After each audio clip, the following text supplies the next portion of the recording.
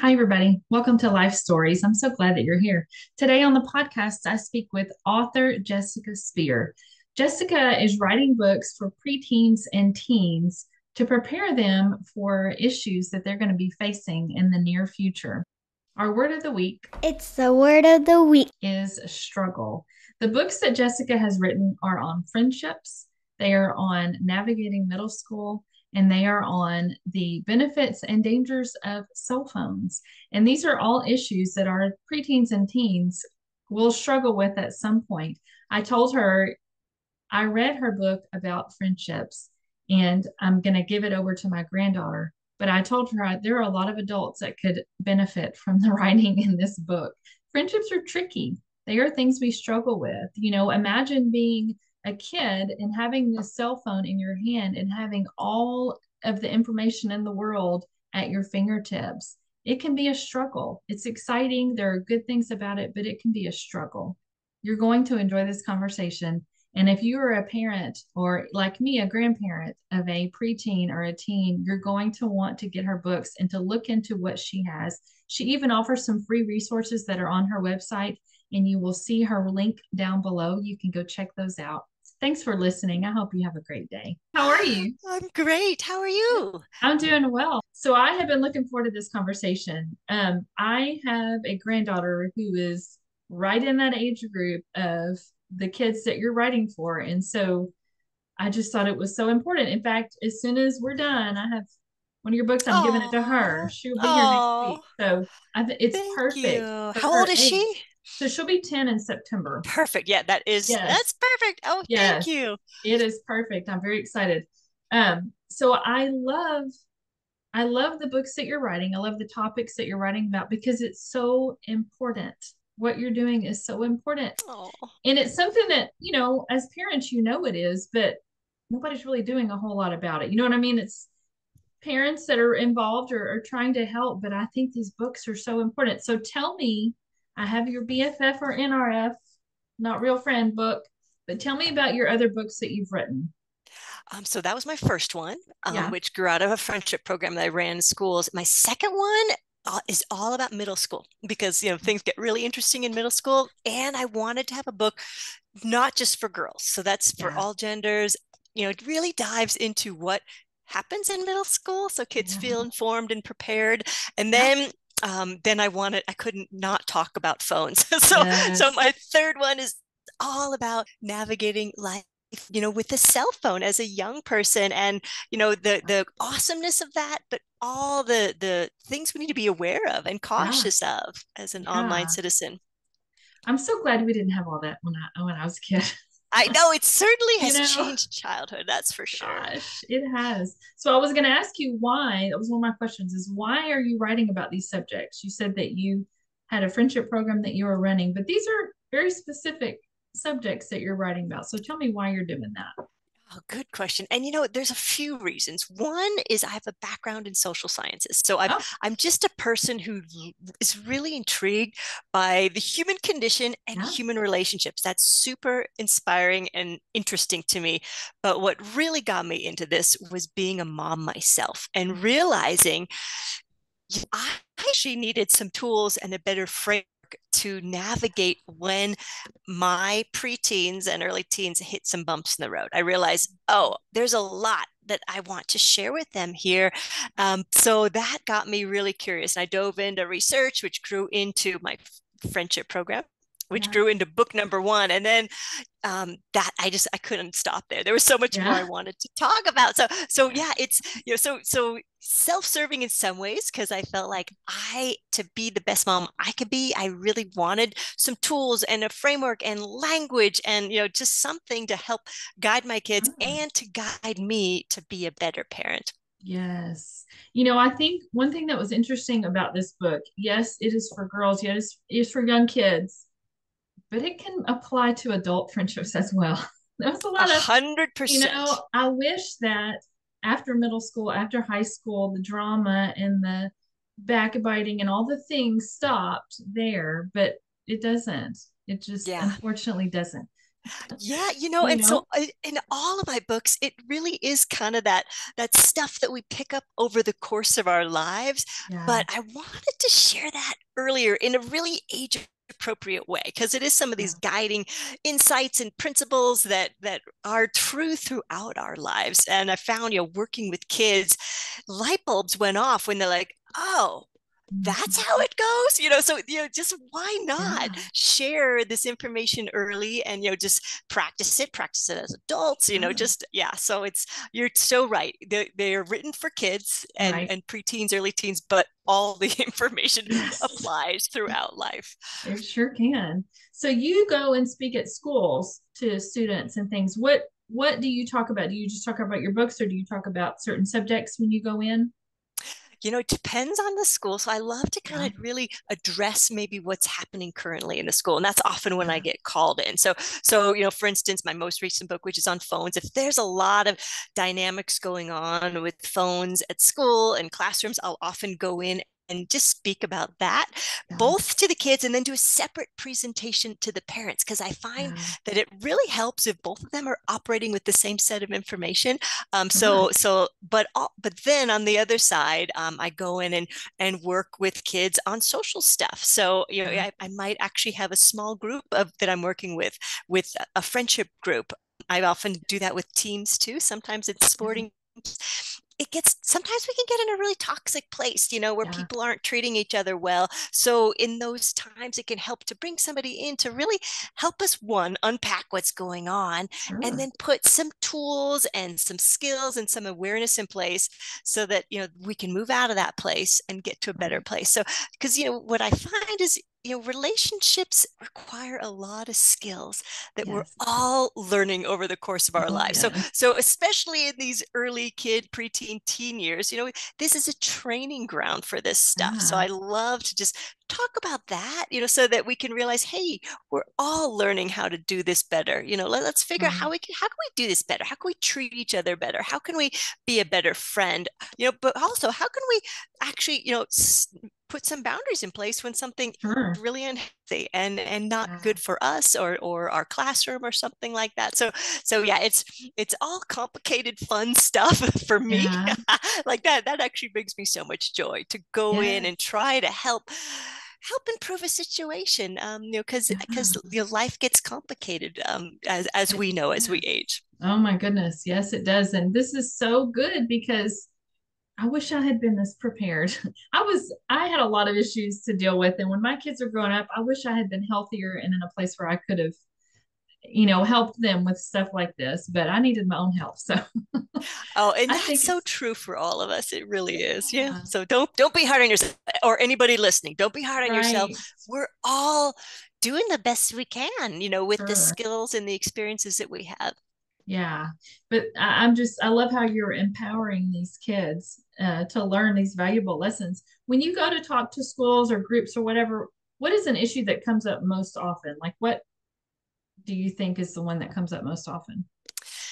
Not treating each other well, which is Yeah. not surprising when we look at the world we're living in right now and we look at what is seen on TV and on TikTok. And so often I'm getting called in because people are not treating each other well. And that is coming often from a place of fear, Yeah. fear of differences, fear of doing things a different way, so it's coming from fear, but then also, lack of skills and learning how to resolve conflict Yes. in healthy ways takes practice. Yeah. Learning how to speak up takes practice. Sure. All these things take practice. So I like to give everybody a lot of room and space to do that. But Yeah. but let's talk about it too. Let's not Sure. pretend this isn't happening. Let's not pretend everything's okay. Let's kind of lean in as a community and figure out, hey, how can we treat each other better? How can we make this team, this experience, this classroom, this school better for everybody? So Right. yeah, so I love to talk about that, but that's a common one. I think coming Yeah. out of the pandemic, kids are a little behind in social Yeah. emotional development. So it's not surprising that we're in this place now where kids might need some extra help navigating Yeah. this. What about parents? Is there a subject or an area that parents are most concerned about when you talk to them? Well, parents are extremely concerned with, technology and phones, and I don't blame them. I Oh, feel like yeah. we're at a place now, so much has evolved so quickly in technology, and the age that kids are getting, on devices is so early, that the guardrails aren't there in place yet. Yeah. That's what I found when I was researching my book, which is called The Phone Book. It became really clear to me that the tools, the guardrails, the safety net for kids isn't there Yeah. yet. I'm hopeful we're getting there. It's really interesting to see what's happening around the world as far as, what people are try to actually manage this in a way that's better for the health and safety of kids, but we're not there yet. So Yeah. I totally get why parents are pretty stressed about Yeah. this. So in those conversations, I like to just be really honest, but also give them some tools so they know that they can actually, there's things you can do as a parent, that Yeah. you can help your kids learn how to be safe online. Yeah. It is scary. It is scary because I don't, my kids are all grown and my granddaughter doesn't have a phone. And when she gets one, it will be a specific kind of phone that she cannot get on the internet and do those things with, which I'm very thankful for. But if I had a child right now who was young or a teenager who had a phone with everything in the world, access to everything, I would be scared too. And then I hear about, um, you know, the ways they can get around boundaries and the ways they can get around. It's just scary. It's very scary Mm-hmm. to think Mm-hmm. because for the kids, it's fun. For the kids, it's exciting. For the parents, you're trying to protect your children from very dangerous things and people. And kids don't have any idea what is out there. They don't have any concept of how serious it is. So I need to get that book for her, even though she's not, my granddaughter's not, she's not going to have one of those phones yet. I still want to get one for her so she understands a little bit more about how scary it can be. I'm glad you said you're starting slow, because that's what I always suggest. If parents haven't already given their child a smartphone, I encourage, start really slow. You don't have to start with everything. The Right. smartphone that's connected and social media. You could start very, very small and slowly build as they build responsibility. But the conversations can start really early. In fact, that's Yeah. why this book, I wrote it for preteens, so 8 to 12, and it goes into all the stuff that we kind of worry about as parents. It talks about digital footprints, like what they're putting Yeah. out there. It talks about stranger danger and social media and FOMO and cyberbullying and digital drama, but not in a scary way, in a Right. way that's informative. And there's Yeah. also positive stories in every chapter, because Sure. let's face it, the train has left the station, we're living in a digital world. Yeah. So also recognizing there's really amazing cool things about technology Absolutely. too. So finding that balance, but also really directly talking about some of the dangers. So that book Yeah. really is a framework, that parents can Yes. talk through with their kids, so they have these conversations, Yeah. as they're about to, or before they give their kids a connected device. Yes. So it's so important. What I loved about this book is just what you said. It's all encouraging. It's facts, it's information, but it's encouraging. And it's just taking a look at your friendships, as a little girl or a preteen, looking at your friendships and seeing, okay, this is how some people react. This is how these other people react. This is how I need to respond. Just really taking a look at things and learning to respond instead of reacting. That's such a big deal, even for adults, even for me. Yeah. It's something we all have to learn. And so I just love this book so much. I can't wait to give it to her because she's going to love it. She will read it. She's very much um she's a rule follower. Her and my husband, they say rule followers rule. That's what they say.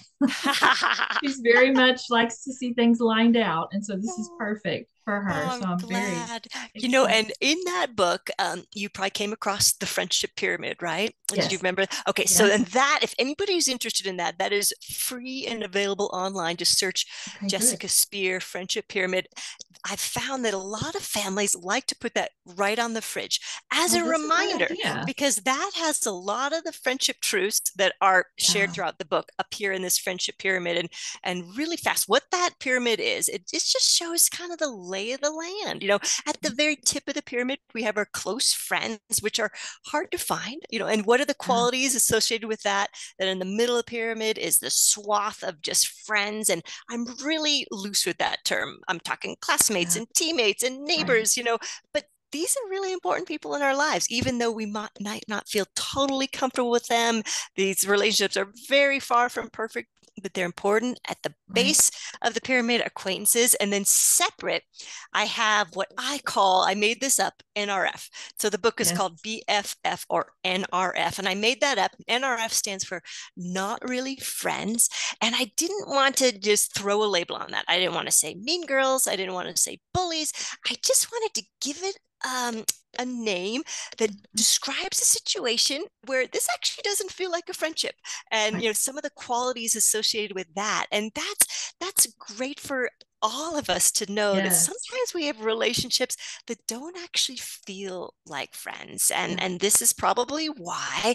And in those we can always be kind but cautious, so helping Yes. kids recognize maybe when they're in a really unhealthy friendship too. So Yeah. if anybody wants to print that out and put it on their fridge, and if you're guiding your kids through some friendship struggles, that can be a good one. You can be like, hey, where do you think this relationship falls, on this friendship pyramid? And what do you think your options are there? So helping Yeah. kids start have an awareness of their relationships, but also Sure. know they can do some things, that they've got options in their relationships as to how they behave. Yeah, and it's okay if they're not all really friends. It's okay. Yes. It's okay to Yeah. set those boundaries and, like you said, be kind, but you don't have to be everybody's best friend. So that is a big truth, I think. We kind of want to fix all of the relationship. We want to make sure but it doesn't have to all be close relationships. That's okay. It's okay. Exactly. So Exactly. what I know you mentioned this a while ago, but tell me again, what is your favorite thing about what you're doing? I just am so excited to put something out there that helps. So for me, that's just really fun. I've heard some wonderful feedback that the book landed in a young person's hands exactly the right time, when they needed that. So that just is so wonderful for me to hear, because that was my hope. I Yeah. just wanted to do something that would help, because I know for myself, sometimes as a parent, it's so hard to see your little one struggle, or your Yeah. teen struggle. So struggle's unavoidable, and let's just acknowledge that Right. everybody's going to struggle, and usually out of that struggle, there's a lot of growth.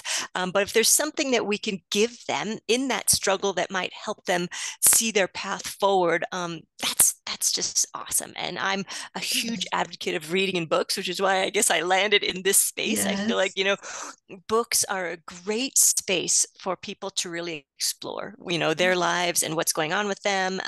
So yeah, the most fun for me is to be able to put a resource together that helps in some way. I love that. I love that. That's the people that I talk to are helping, a lot of authors I've spoken to, but people that have started nonprofits. And I mean, people are just doing amazing things everywhere. We can all help some way. We don't have to do everything, but we can all help in some way. So I love that you're doing this. Well, and I love that you're doing this, because you're just kind of, inspiring all of us to think about these other ways that we can help. So thank you for spotlighting all the Sure. goodness, the good stuff that's happening in the world. Just continue to be amazed at what people are doing. And I love that I get to talk to people like you and like them. What about your most impactful moment? Is there something that happened? Is there anything that's happened at a school or with a conversation that really just blew you away? Hmm.